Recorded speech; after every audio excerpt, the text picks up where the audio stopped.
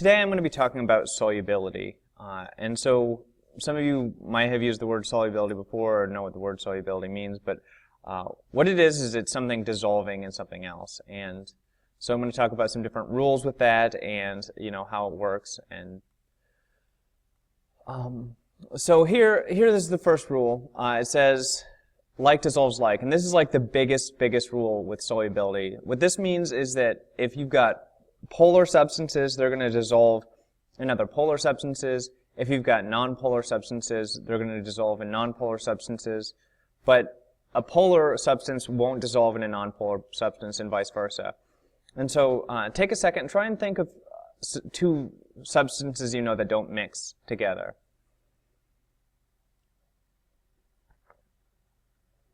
All right, well, what many of you might have thought of is oil and water. And the reason here that oil and water don't mix is because oil is nonpolar and water is polar, and so those things won't go together.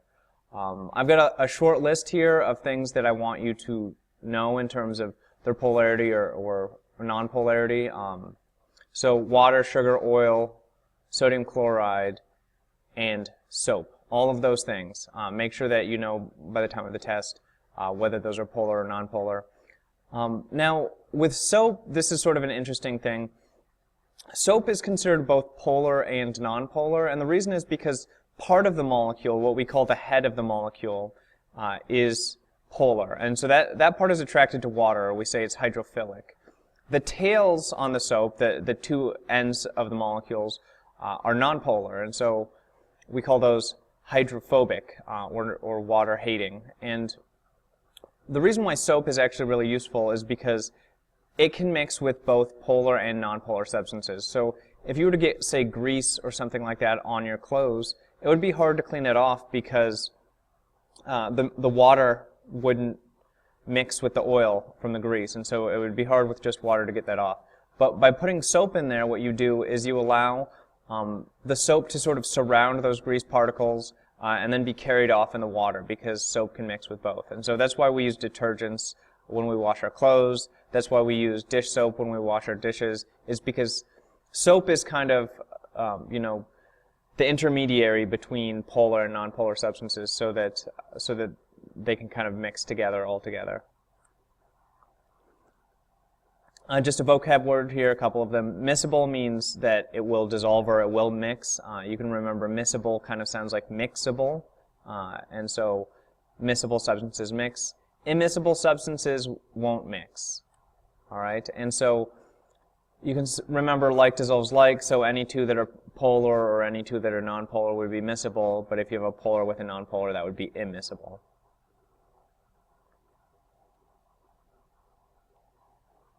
Okay, now I'm going to use a couple other vocab words here. Saturated, you may have heard that word before. What it means is that something is full. And so sometimes we say the air is saturated with humidity. What that means is that it's holding as much moisture in the air as it can. Okay, or you could say a sponge is saturated with water or something like that. It means full. And so in a solution, that means the maximum possible amount of solute has been dissolved. It can't hold anymore at that temperature.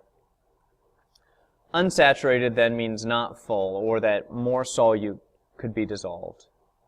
And then supersaturated is this weird thing where you have more dissolved in the solution than should technically be able to be dissolved at that temperature. And so what happens with a supersaturated solution is that at higher temperatures, a lot of times solids will dissolve more in a solvent. And so we heat up the solvent, we dissolve a lot of solute in there, and then we cool it down, and it becomes supersaturated. And that is the process that you need to go through every time. So by heating it up, you allow it to hold more, you dissolve a lot in there, you cool it down, and then it's holding more than it should at that temperature, and it's said to be supersaturated then, holding more than it should be able to at the cool temperature. Something to note with this supersaturation is that it's very unstable. It says adding one crystal has the solute come out. The other thing is if you shake it up really violently, you can get all the extra solute to come out too. So it's just not a very stable solution if it's supersaturated. So here's a question, maybe think about this for yourself. So if we have a solution and we're trying to determine if it's saturated, unsaturated, or supersaturated, you know, kind of try and think of a way that we might be able to do that.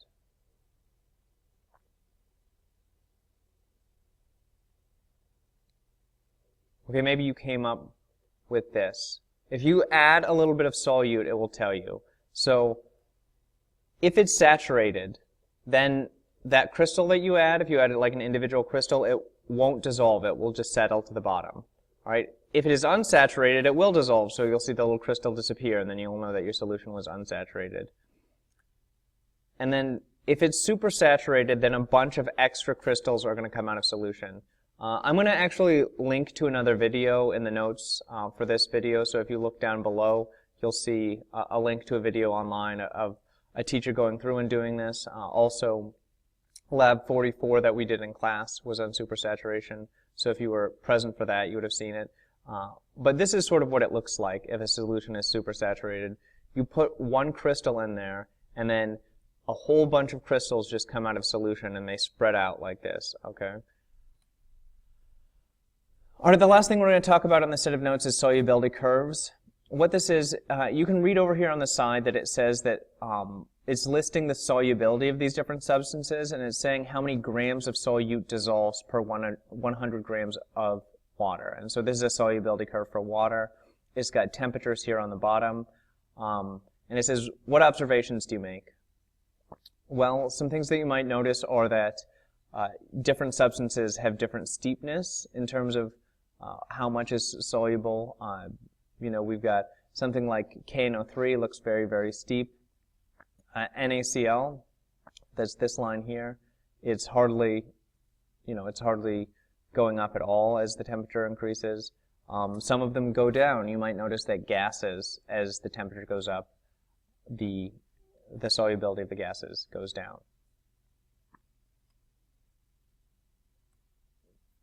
Okay, so this is kind of what I had just said here, but if you're talking about temperature and solubility of solids, it's a direct relationship, which means as the temperature goes up, solid solubility goes up, meaning more solid is going to dissolve at higher temperatures.